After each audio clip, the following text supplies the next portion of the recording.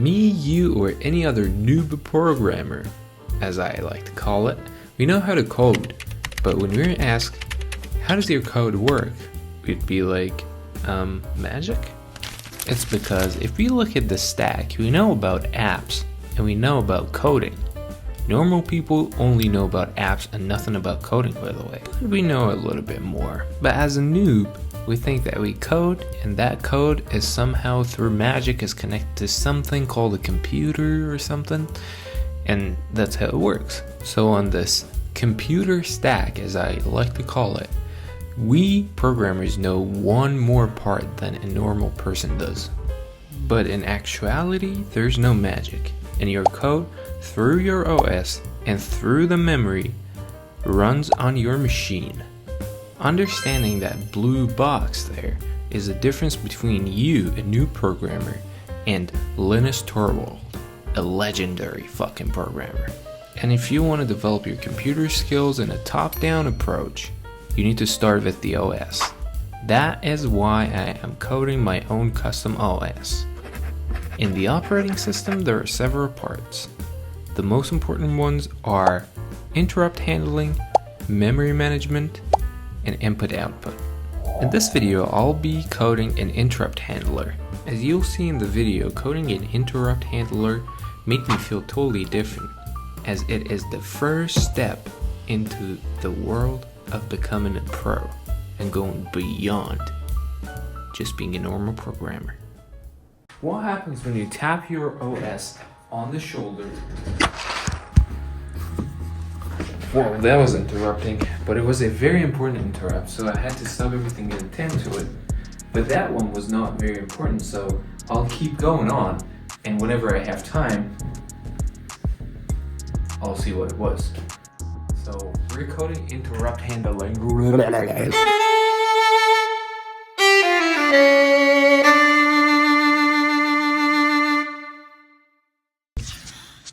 When you're doing interrupt handling, you have to deal with the registers on your RISC-V machine, and just flipping a bit will result in enabling an interrupt and calling the interrupt handling routine. I have the QEMU monitor on here, and I can check the values of register. Now the program is halted at that address, so you can see that PC is holding that address, right? And all the other important registers are holding the value 0. I'm just gonna play around with these registers to just get a feel of how the whole interrupt handling thing works. Okay, I'm using this to compile my C code, but look at that. Do you see it? Right there. It says no start files. Did you know that? Did you know that before your first line of C code runs, there's this whole other routine and program that runs and sets up things for your C code?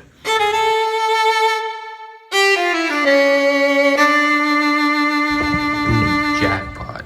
I found this PDF. It's from the OS class from MIT, and they also have an implementation of Unix version 6 for RISC-V. Only thing I need to do is that I need to go through the source code and all the slides and gather how the interrupts work on a RISC-V computer.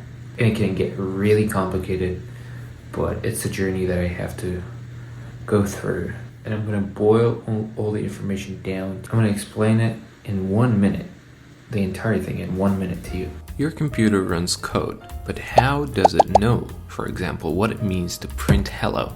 The simplified answer is that it has a memory, right? And when you say print, you mean print to a device.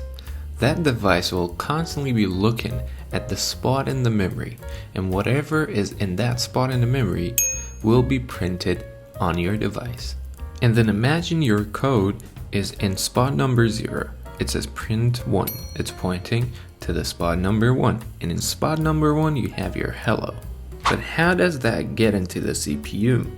The truth is, it doesn't go into the CPU. The CPU points at it using a register. PC, aka program counter, holds the address for the spot in the memory holding the next instruction in line for execution. And when your CPU decodes print1, it makes use of another register in your CPU called A0 or argument 0, which will be set to 1 pointing to hello.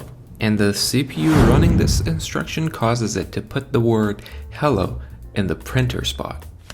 Interrupts are handled the same way. Your CPU is working on some shit, and then something like your keyboard, when you press a key, will inform your CPU about the news or the new event. It causes your CPU to get interrupted, and instead of looking at PC for the next instruction, it looks at STVEC, or Supervisor Trap Vector. An STVEC could be pointing at anything in the memory. It could be a print, or it could be a function that'll execute a bunch of stuff and then return back to the function that was interrupted. Those are not the only registers on a CPU. For a CPU to be able to do all the stuff that it does, it has a bunch of other registers as well.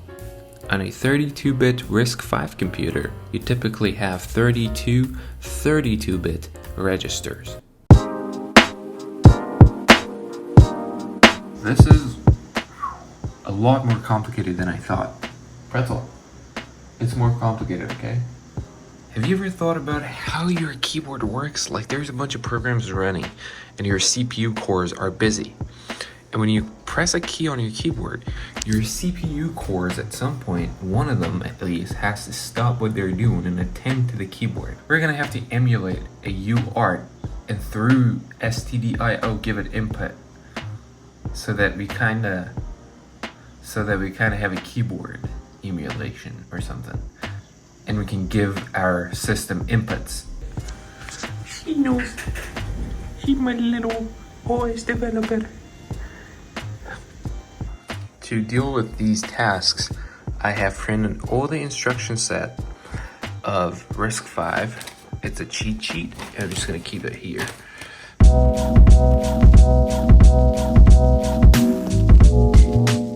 Whenever I hit one key on my keyboard, that is 8 bits or a character, right? So I need to configure my UART, the LCR line, with 0x03, which is the config for 8-bit no parity 1-stop bit. So one keystroke. If you don't set it to that, it doesn't interrupt because it doesn't know when to interrupt.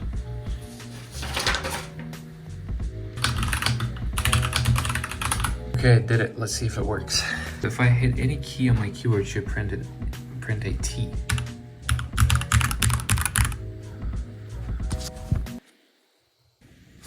Okay, I don't know what I changed, but this happened.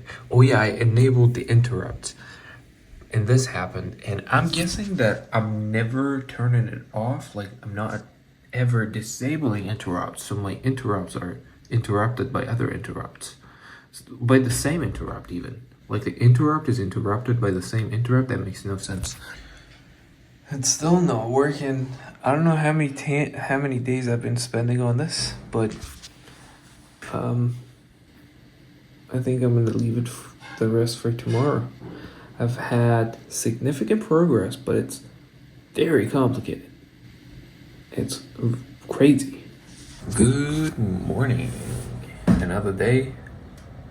Not another problem, same problem. We need to solve this. Better finish this soon.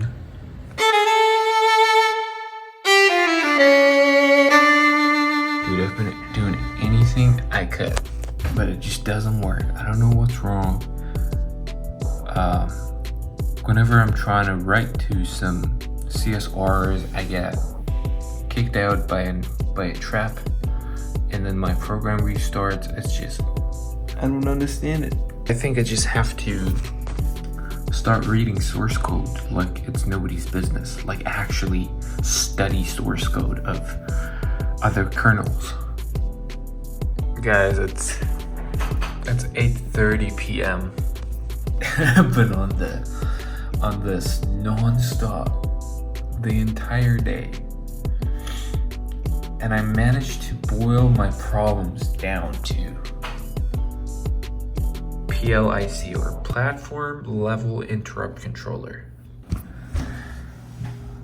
Fuck. I was just a normal programmer, but after this is different. This shit is on another level. Gotta go eat. I just cannot look at the screen right now.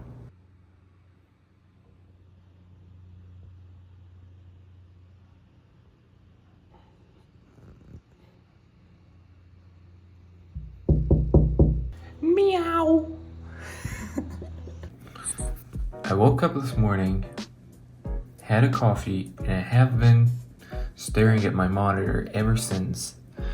And I finally got it to trigger the interrupt, but it's not handling it right for some reason. So whenever the interrupt happens, it just starts the program over. For some reason, when I'm trying to set my STVEC here to strap address, before it's pointing to the top of my program, and after it's still pointing to the same thing. So I don't know how to fix that.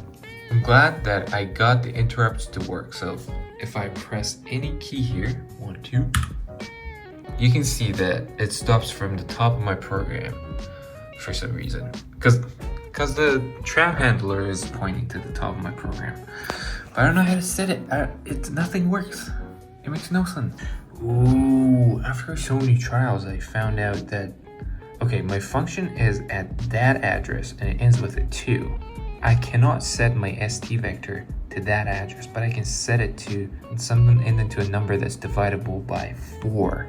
So that means my function is not aligned on the memory, and that's why we can't set my STVEC to that function. Attribute. It might be problematic to use it with another attribute. Aligned 16. Now if I stop my program here,